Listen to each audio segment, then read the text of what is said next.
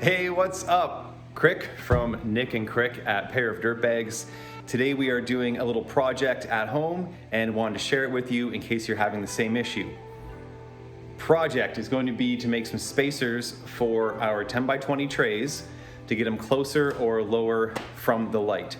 So as you can see right now, we're just using books, mostly cooking books and greenhouse books that we bought. But we want those back on our shelf, and we want something a little more sustainable and something that we can raise a notch at a time and bring down a notch at a time. So we're gonna head outside and I'm gonna show you the solution I've come up with. Okay, we are now outside. What is up? It is gorgeous. We got buds on the trees already. Super stoked about that. We're gonna check the garlic. Anyways, we're doing a yard walk later, but for now, this is gonna be our friend, Mr. 2x10. So being from the trades, I like using some wood for doing projects like this. We thought of a whole bunch of other things that weren't gonna work and have settled on using 2x10 wood. And I'm gonna show you how I'm gonna mark it and cut it. We'll bring it inside, show how we can use it to raise and lower those plant trays exactly where we need them, 1.5 inch increments. All right, let's go. All right, I already did this once and it didn't record, so I drew all my fancy numbers. We have 10x20 trays that we're using for all our growing operation, which you should be too. It's very efficient. So a 2x10 piece of wood is 9.125. So here's our 9-inch mark, top to bottom. We're gonna measure 20 across.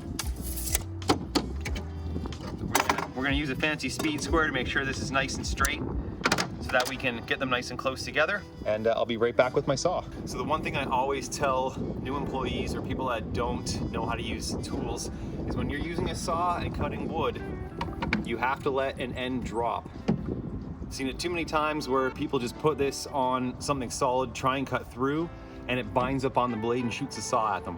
So this is our small piece, our long piece of wood is there sitting in the back of the truck, so it's nice and weighted down. So when we cut this, we're just gonna let this fall on the ground. It's the proper way to do it.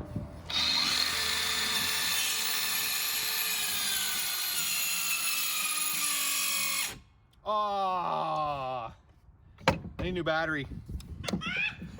All right, there's smart guy telling everyone how to use a saw and you didn't even check your battery. There we go, 3 bars on this baby. Let's continue.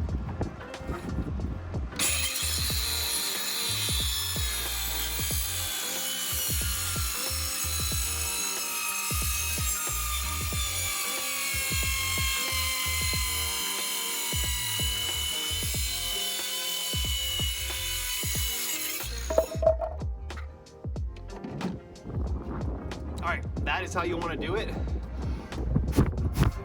We're gonna cut as many as we can out of the scrap wood that we have. We'll head inside and see how they work on the rack. Welcome back inside. We made it.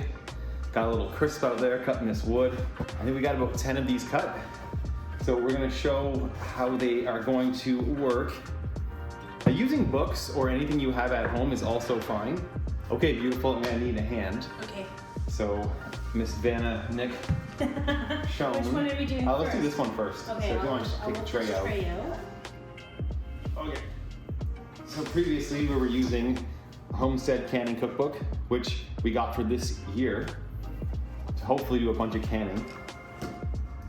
We are doing canning. And the Backyard Homestead, which is full of really, really awesome information. I think it goes to like a 1/4 acre. Anyways, really good book. We got good books. So now we can have our books back, and we are going to use our 9x20 pieces of wood, which are relatively light and should fit just in between. Oh yeah. You want to do 2? Sure. Let's do 2 on this one. Why not? And we'll see from there how it goes.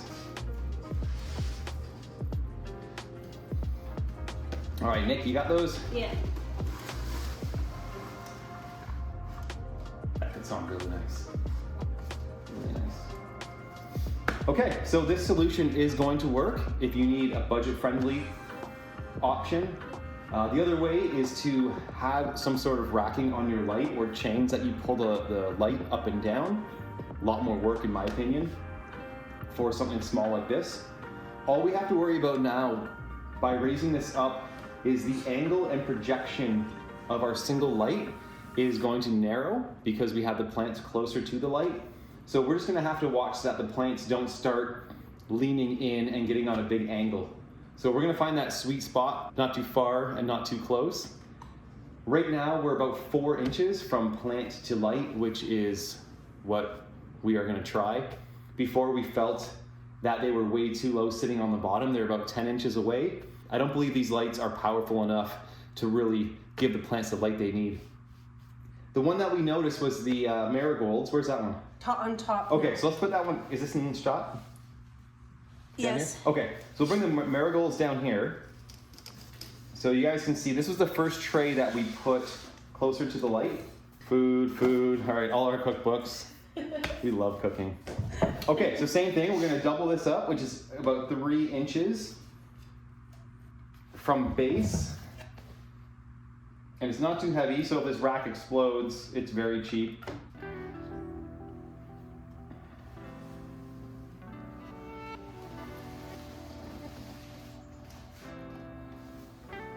Oh, that looks perfect. Okay, I'm gonna get a little... We want to stop the height of the marigolds a little bit too. The whole reason we're doing this is to stop the plants from being leggy. And what that is when you have 4 to 6 inches of stalk or stem with no leaves. And if a plant does that, it ends up getting top heavy, stem can't hold it, it'll fall over, a whole bunch of other issues it can cause, but basically that plant's dead. If it gets too leggy, it'll never grow, you'll never be able to transplant it outside. So you want to keep these as short as you can. Let's get a little closer so we can actually see this leaf development. So you can see some of these outside plants, especially this guy right here, he's actually leaning into the light. So we're hoping that by bringing them a little bit closer, it'll be getting more overall light. Should be able to tell by tomorrow. But down here, the marigolds, you can see how these 2 back here are a lot taller than the rest and only 1 set of leaves. Whereas one like right here already has its 2nd set and it's about half the height. So we want to keep them as short as possible and as stocky as possible. So raising this light up is going to help us do that. All right, from Nic and Crick and the DirtBag family, thank you so much for watching. We hope you enjoyed and learned a simple DIY hack of how to raise and lower your 10 by 20 trays. This works for seedlings, this works for microgreens, this works for anywhere you need to get your tray up and down inside.